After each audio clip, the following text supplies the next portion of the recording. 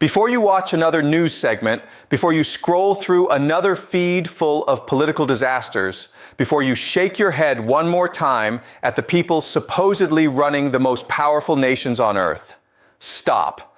Because I want to ask you something that almost nobody in mainstream media is willing to ask seriously. Why? Why does the West, with its ancient democratic traditions, its extraordinary universities, its unparalleled wealth, its freedom of speech, its civil society, its free press, its hundreds of millions of educated citizens, keep producing leaders this bad? Why is Emmanuel Macron governing France with a 16% approval rating while his country burns with social unrest? Why is Keir Starmer already the most unpopular British Prime Minister on record less than 2 years after winning a landslide? Why did Germany spend years under Olaf Scholz watching its economy shrink while its energy policy collapsed? Why did Justin Trudeau spend 9 years promising a better Canada and leave office with his country more divided, more expensive, and more anxious than when he found it? Why is Mark Carney, a man celebrated as one of the great economic minds of his generation, already tying himself in diplomatic knots over a war he endorsed without being consulted?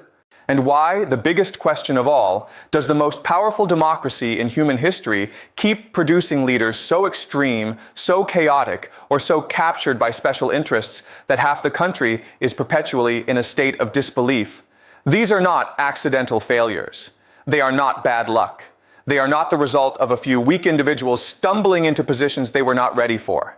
They are the product of a system, a broken, structurally defective, deeply compromised system. And today I'm going to take it apart piece by piece, root by root, and show you exactly why the West keeps producing terrible leaders, and why, unless something fundamental changes, it will keep doing so long after every name I mentioned today has faded from memory. Stay with me, because this is the most important political conversation you will have all year. Let us start with the most uncomfortable truth of all, the one that makes politicians and political commentators squirm whenever it gets close to the surface. The system is not broken. It is working exactly as designed. It is producing exactly the kind of leaders the incentive structure rewards.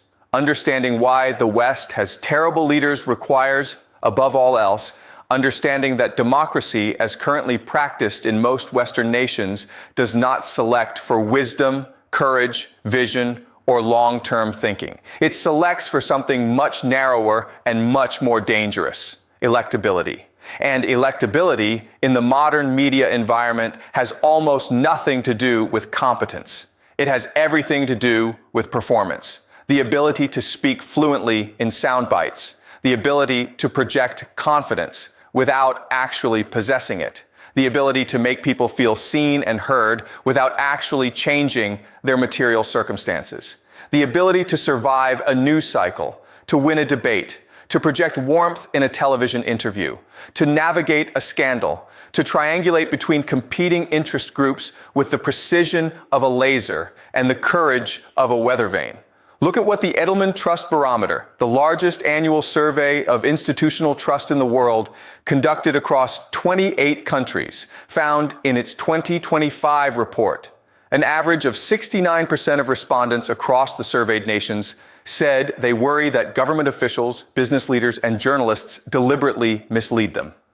Not that they make mistakes, not that they sometimes get things wrong, that they deliberately mislead. Nearly 7 in 10 people across the entire developed world believe the people running their institutions are lying to them on purpose. And the remarkable thing is that this figure has been rising every single year since 2021, up 11 points in just 4 years. This is not a mood. This is not a phase. This is a structural collapse of legitimacy happening in real time across every Western democracy simultaneously, and nobody in power seems to have any serious plan for reversing it. In the United States, a Partnership for Public Service survey conducted in the spring of 2025 found that only 33% of Americans trust the federal government. 47% actively distrust it. More than 4 in 5 Americans, 85%, believe that government officials and community leaders care more about their own power and influence than what is best for the people they represent.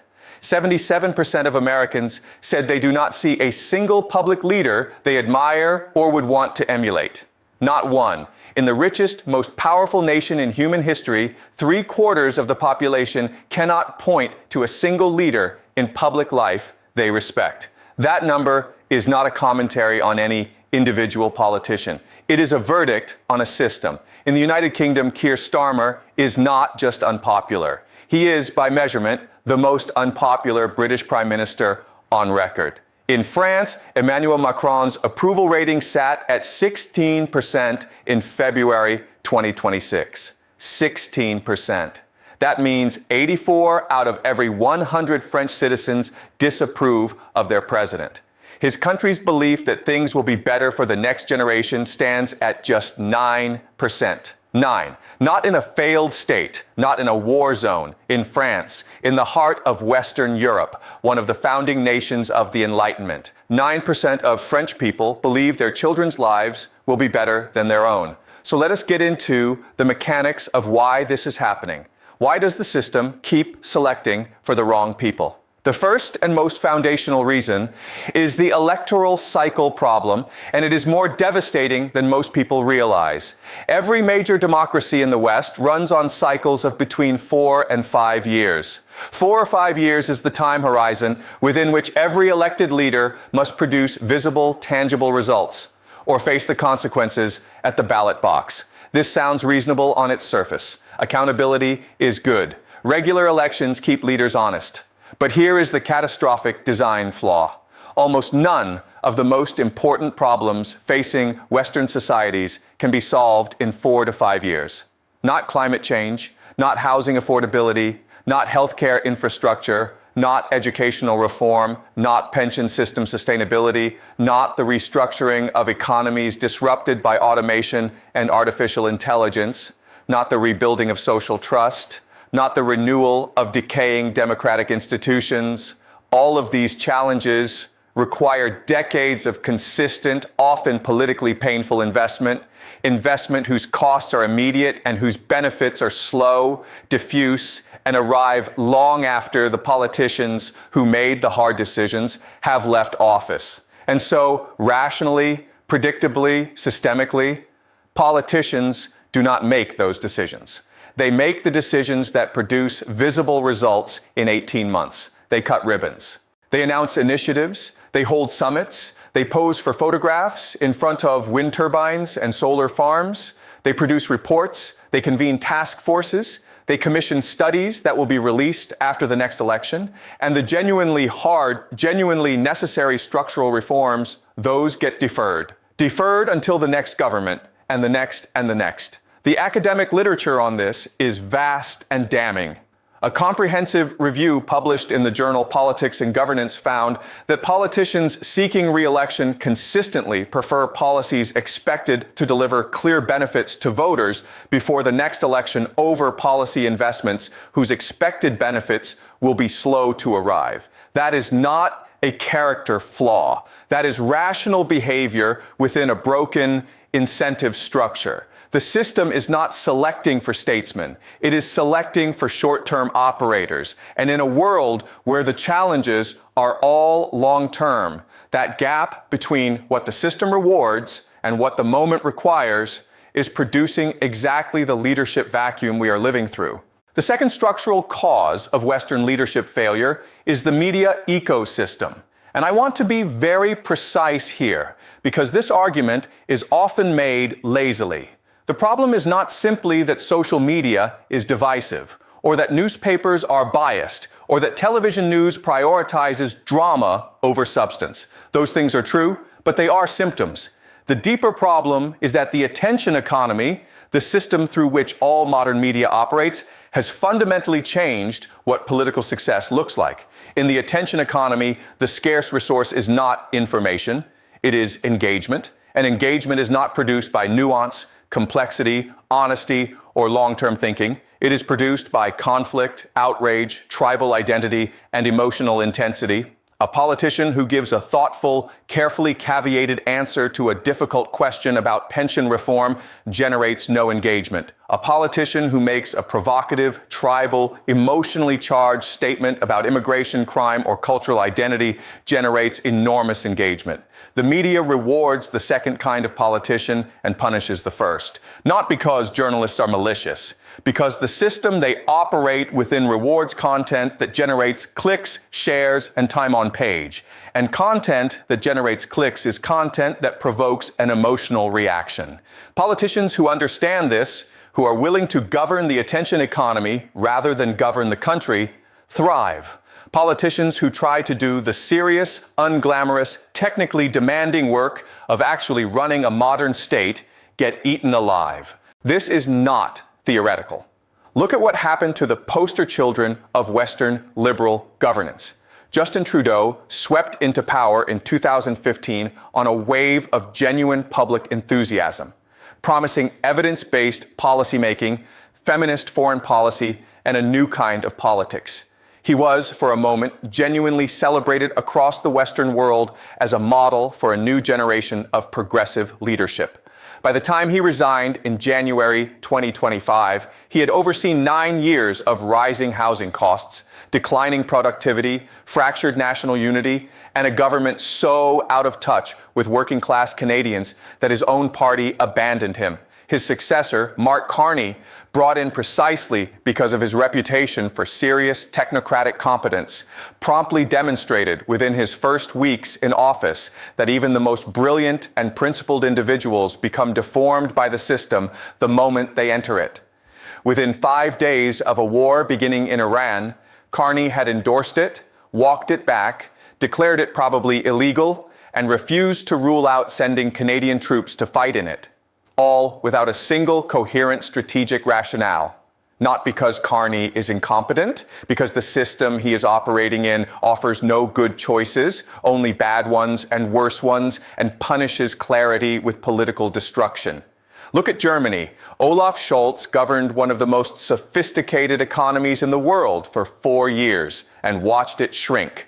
Germany's growth over the 5 years of his political stewardship averaged roughly 0.2% per year.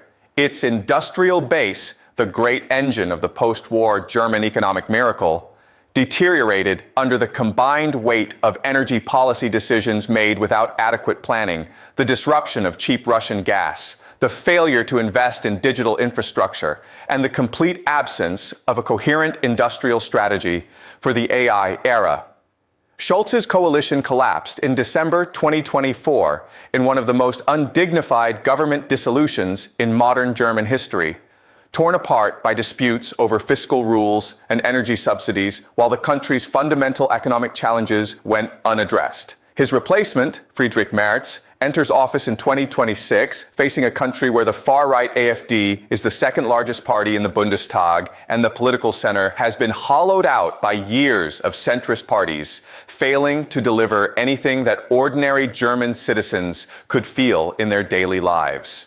And then there is France. Emmanuel Macron was elected in 2017 as the great disruptor, the young, dynamic, centrist technocrat who would break the stranglehold of the traditional left-right political divide and modernize France for the 21st century.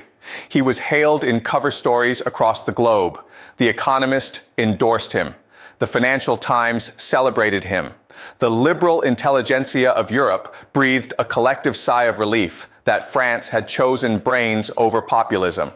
By 2026, he governs with a 16% approval rating, lower than virtually any democratic leader in the developed world, presiding over a country where the far-right National Rally stands poised to win the next presidential election, where the streets have seen years of recurring mass protests, where the social contract between the French state and the French working and middle classes has visibly frayed, and where optimism about the next generation stands at 9%.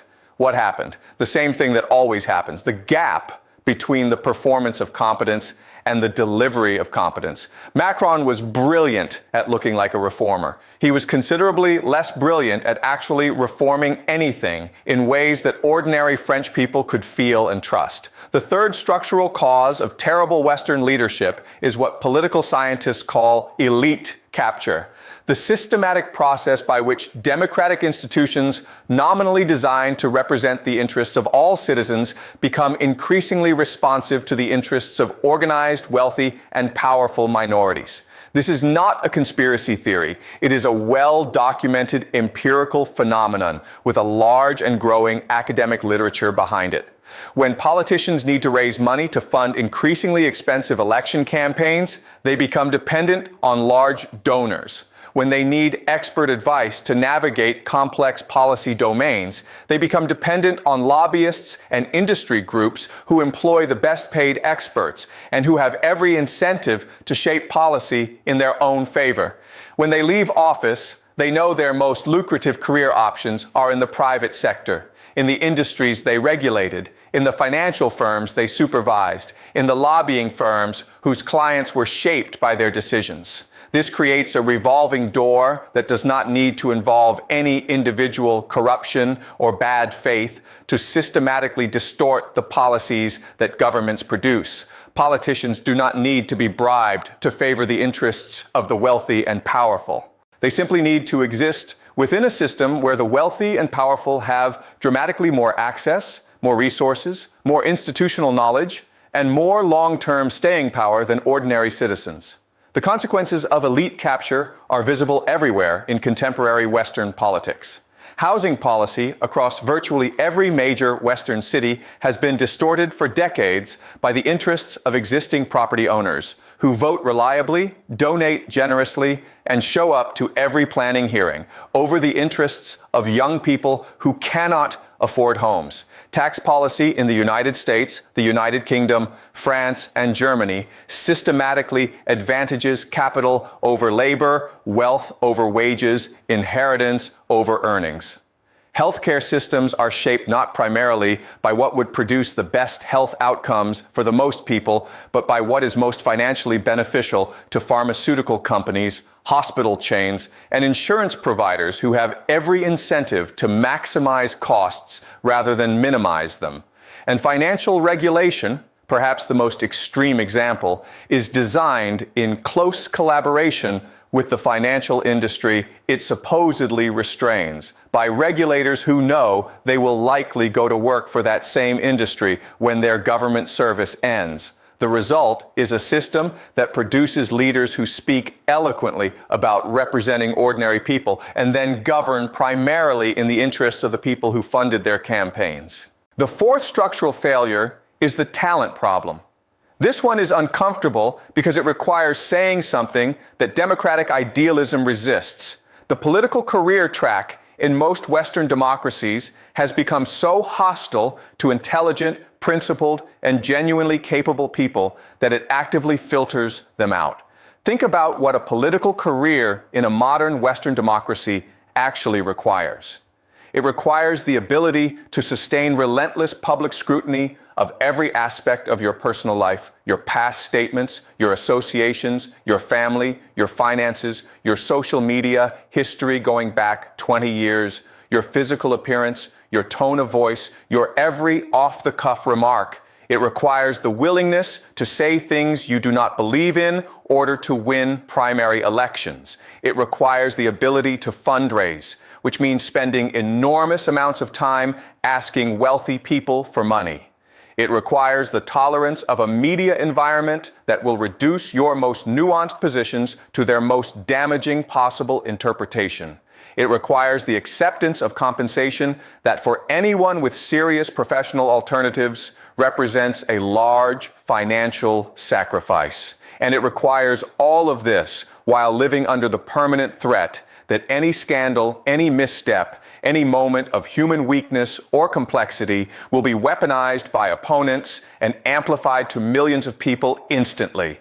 The people who are willing to do all of this, who actively seek this combination of experiences, who thrive in this environment, are a very specific kind of person. They are not, as a rule, the most thoughtful. They are not, as a rule, the most principled.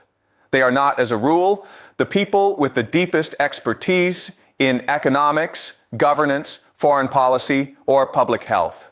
They are, as a rule, the most politically ambitious, the most comfortable with ambiguity and contradiction, the most skilled at managing their public image, the most resilient to criticism, the most tolerant of the performative degradation that modern democratic politics requires. These are not the same qualities as wisdom. They are not the same qualities as courage, and they are not the same qualities as the ability to govern a complex modern state well. The system has been designed, not deliberately but structurally, to produce the wrong people. There is a fifth failure that sits underneath all the others, and it is the most philosophically uncomfortable of all: the voters.